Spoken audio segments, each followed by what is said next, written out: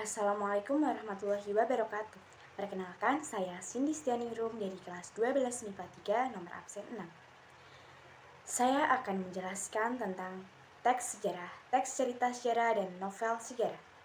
Jadi, definisi teks sejarah adalah teks yang menjelaskan fakta-fakta dari kejadian masa lalu yang menjadi latar belakang terjadinya peristiwa sejarah.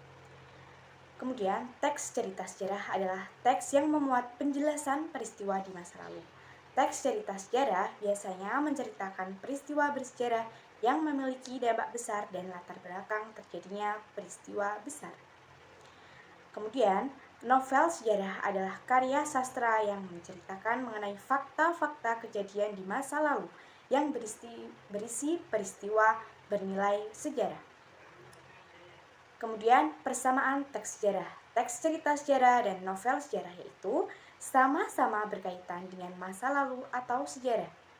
Informasi yang didapatkan berdasarkan fakta, sama-sama mempunyai nilai kesejarahan.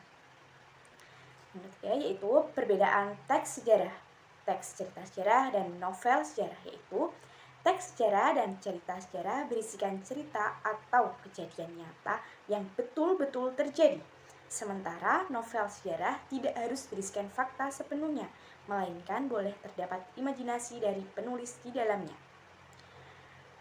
Teks cerita sejarah termasuk dalam karya ilmiah, sedangkan novel sejarah termasuk dalam karya sastra. Tokoh pada teks cerita sejarah itu benar-benar nyata, sedangkan tokoh pada novel sejarah tidak nyata. Sumber dan data pada teks cerita sejarah itu nyata, benar-benar berasal dari fakta yang valid, sedangkan pada novel sejarah sebagian berasal dari penulisnya. Terima kasih.